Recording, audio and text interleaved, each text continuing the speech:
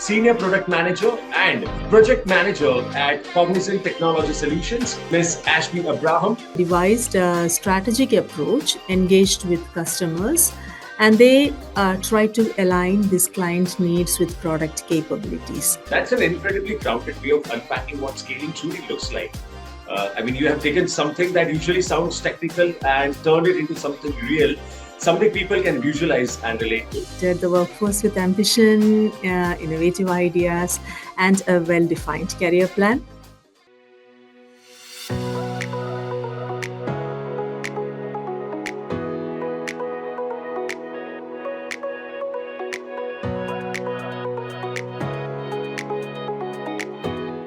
Hey everyone, welcome back to FaceTime with Leaders, powered by Directors Institute, World Council of Directors.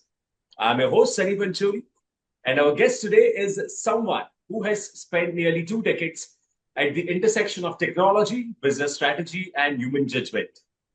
She has helped launch SaaS products, driven double-digit growth, led digital transformation initiatives, worked across healthcare, life sciences, and insurance, and navigated everything from boardroom expectations to sprint room chaos. Joining me today is Ms. Ashby Abraham, Senior Product Manager and Project Manager at Cognizant Technology Solutions, an MBA from IIM Kozhikode, a certified product owner and Scrum Master, and someone whose leadership journey is as thoughtful as it is powerful. Ms. Abraham, welcome to the show, and it's wonderful to have you here. Thank you, Sunny. That was incredibly kind. I'm really happy to be here and excited for this conversation.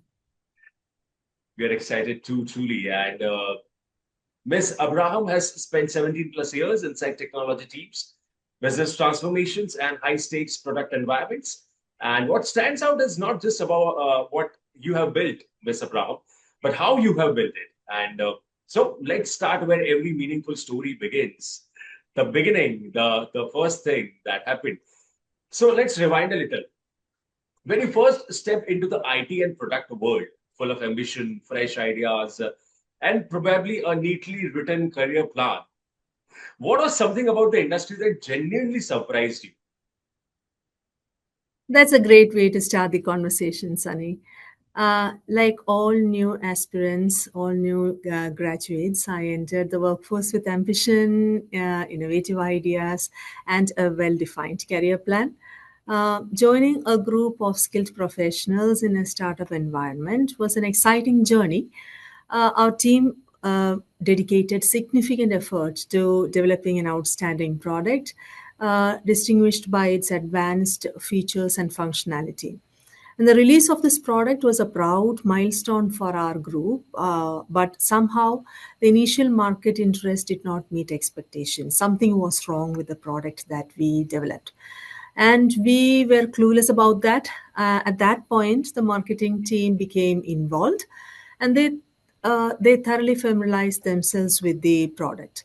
And they conducted field surveys and gathered customer insights. With this information, they devised a strategic approach, engaged with customers, and they tried to align this client needs with product capabilities and demonstrated how a solution could address specific challenges. And this strategy actually successfully generated market traction and gradually increased the sales. So previously, I used to believe that creating an exceptional product alone would ensure the market success, but I was wrong.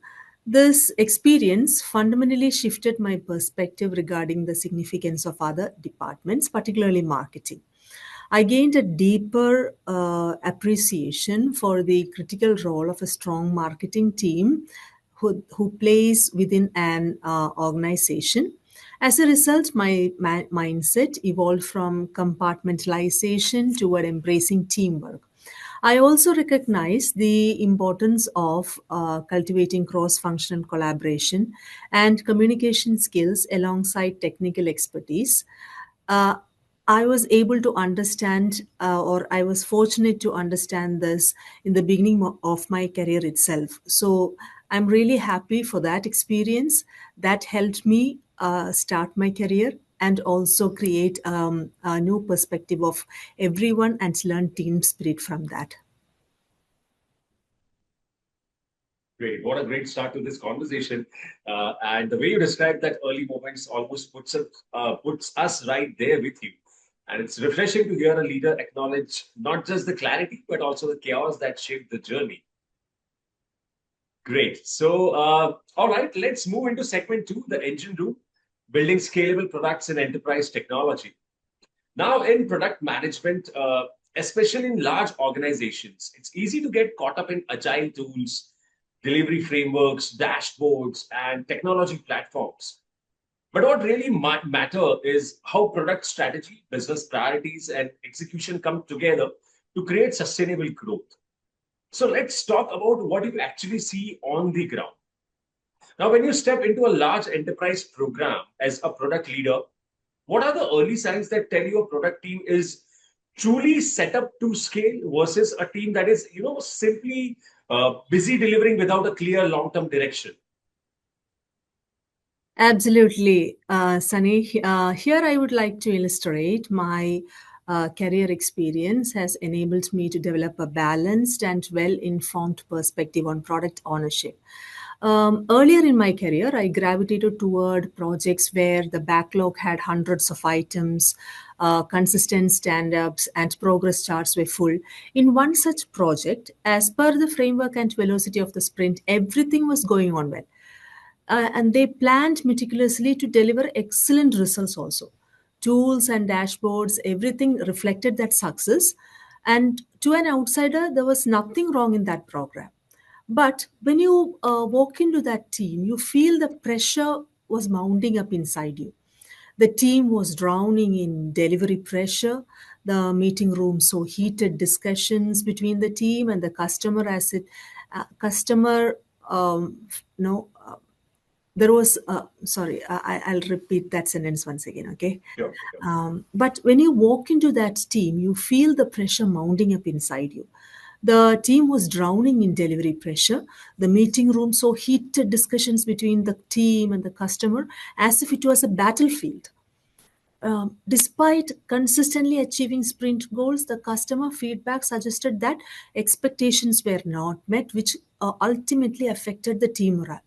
The program, while appearing highly active, lacked a cohesive strategic direction, and no one could clearly articulate that long term vision for a product. As a result, the product rollout suffered due to insufficient strategic checkpoints, resulting in rework, misalignment, and stakeholder friction. Though key performance indicators suggested success, underlying issues were obscured. It was a moment when I realized that tools could camouflage the deeper problems. Conversely, I participated in another program, which was a digital transformation initiative, where the approach was markedly different. The team focused on a smaller set of features with well defined data driven outcomes. The problem solving conversations were always oriented towards customer value and not capacity plans. And senior stakeholders, they consistently emphasized outcomes over outputs. And this was a positive environment which fostered insightful questions. It prioritized customer value over feature quantity and maintained clarity around the overarching vision. So, cross functional alignment was strong, and the team demonstrated a high degree of collaboration and energy. Through this experience, it became clear to me that true scalability and product success are driven by sound leadership philosophies and strategic frameworks, reinforcing that the constant activity does not always equal advancement. This insight significantly alleviated the team's workload, enabling us to concentrate on developing a clear product vision instead of focusing on an excessive number of features. So, these were the two experiences that helped me to understand what exactly makes a team go for what exactly this sorry once again, okay, that sentence. Sure. This clearly helped me to understand how a product team is set up for scale up. rather than delivering excellent results. Absolutely. And that's an incredibly grounded way of unpacking what scaling truly looks like. I mean, you have taken something that usually sounds technical and turned it into something real, something people can visualize and relate to. Absolutely. So, moving forward, you have led SaaS product launches and owned roadmaps that directly contributed to business growth. Now, in large organizations, product leaders often sit between leadership teams and pushing for faster results and engineering teams facing technical constraints. So, how do you personally manage that tension? And how do you make sure commitments remain realistic without slowing the business down? Yes, Sunny, your observation is accurate. My role requires frequent coordination between leadership and engineering teams to facilitate a seamless transition of requirements from expectation to deliverable. For instance, during our engagement for a major US healthcare organization, we held weekly internal meetings to plan and review project activities.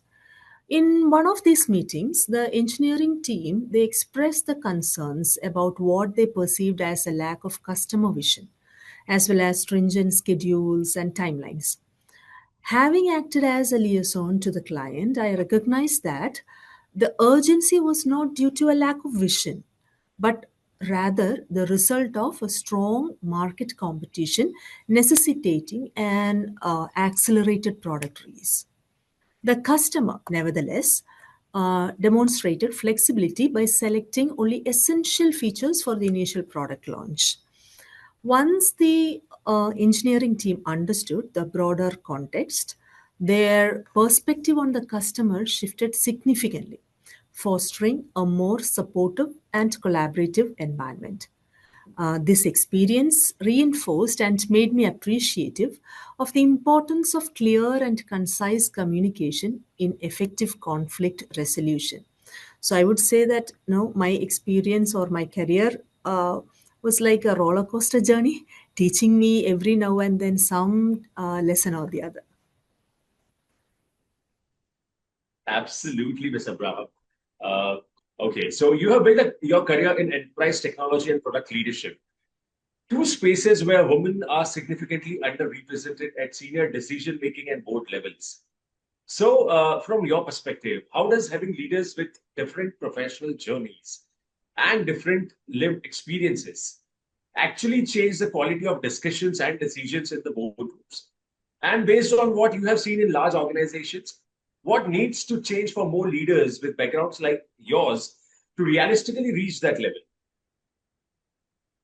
See, Sunny, the leaders must maintain a broad perspective when making decisions that impact both the organization and industry. It is essential to encourage contributions from individuals with diverse backgrounds, as these perspectives add significant value to the organization.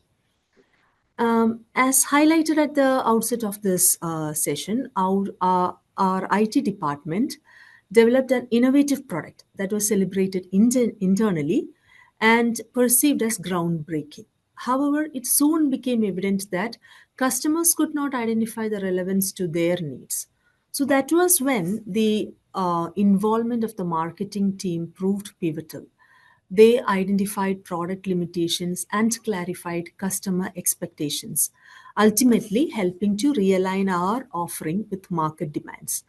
The marketing perspective was vital for successfully launching the product.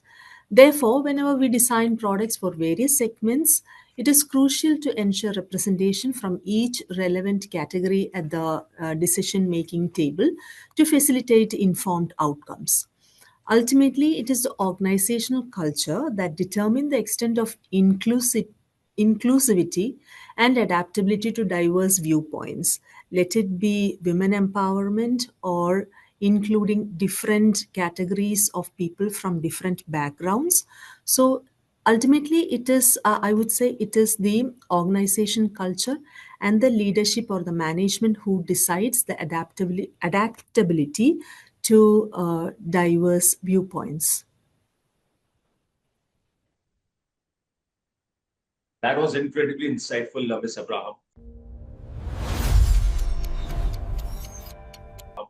Okay, so moving ahead, and as we start to wrap up this segment, let's switch gears and have a little fun round with our rapid fire questions. Quick questions, rapid answers, no overthinking, just first instinctive answers, whatever strikes your mind first. So, are you Okay. ready for it? Yeah, sure. Okay, so here I shoot you with the first question. If you could switch lives with anyone for a day, who would it be? Indra Nui, the former chief Okay, executive officer of PepsiCo. okay, great. What's your guilty pleasure food? Chocolates and chocolate ice cream. Oh my God, that's my guilty pleasure too. Chocolates. All right, okay. Not diving into it much. Next question: if you could only eat one food for the rest of your life, what would it be? Without any doubt, rice and coconut chutney. I am a great fan of rice. Okay, nice. If you could have dinner with any historical figure, who would it be and why? Uh, it would be late Ratan Tata because of his humility and his dedication to help the Indians or help the employees out for in his Tata Empire. Absolute genius. What an icon to all the leaders. Yeah, Right. absolutely. Okay, next question. What's a hobby you have always wanted to pick up but never did? It's not pickup. I lost it while I was building my career. It's drawing, which I would like to take it up again. Okay, great. If you could instantly become an expert in something, what would it be? I like music very much, so I want to be an expert in Carnatic music, classical music, I would say. Wow.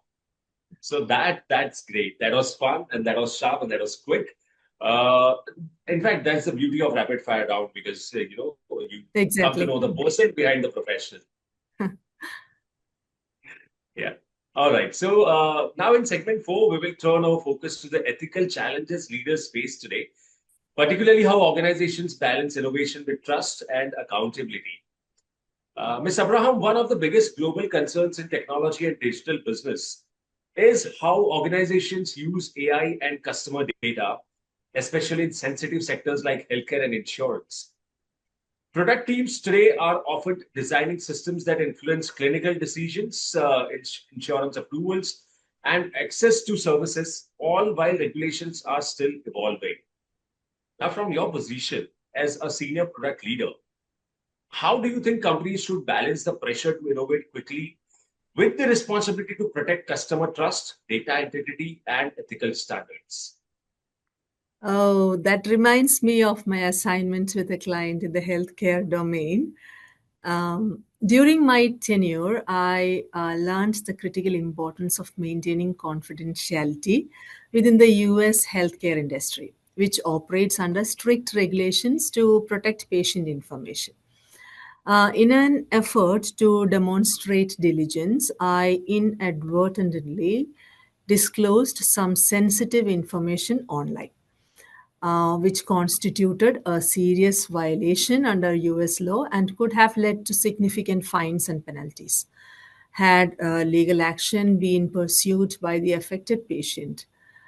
But upon recognizing the error, I promptly notified my supervisor so that corrective measures could be implemented. Due to my immediate response, the issue was rectified before any further consequences arose.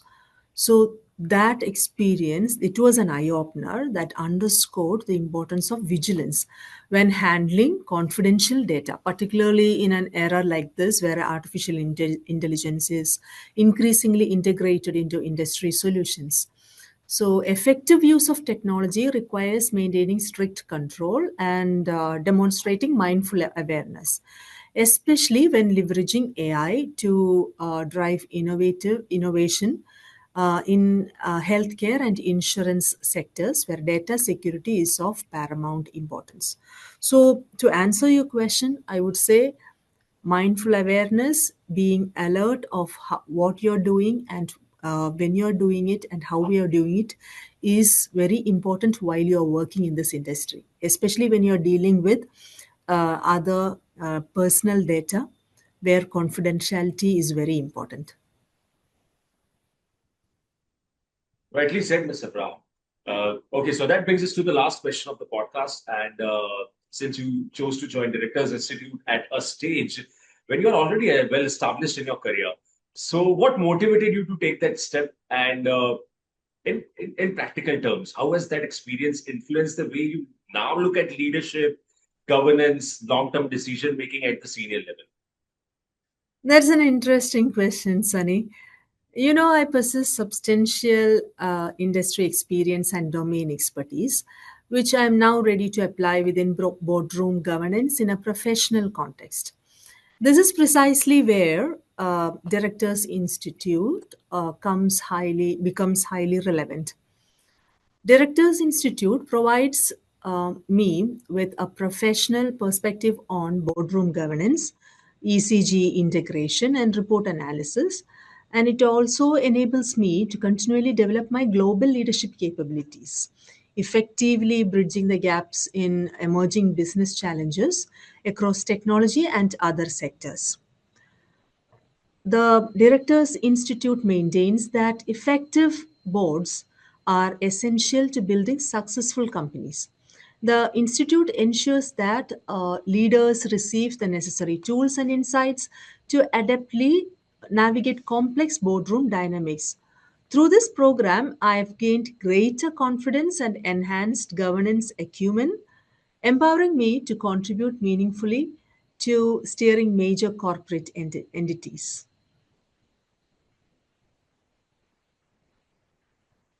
Sabram, that was such an insightful window into how your thinking evolved.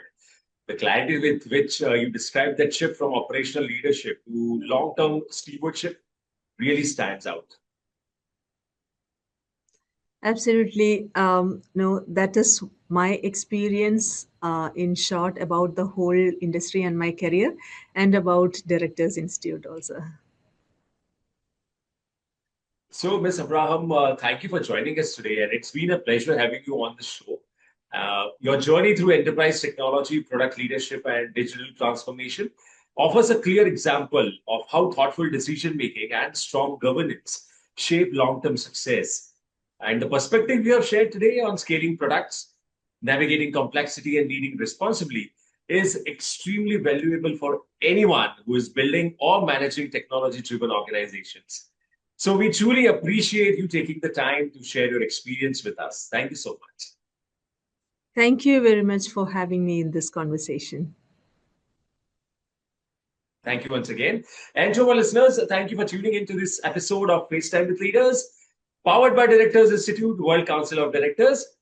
We hope you found today's conversation insightful and relevant to your own leadership journey. This is your host, Sunny Pancholi, signing off for now. I'll see you in the next episode. Until next time, thank you for listening and stay grounded. Thank you.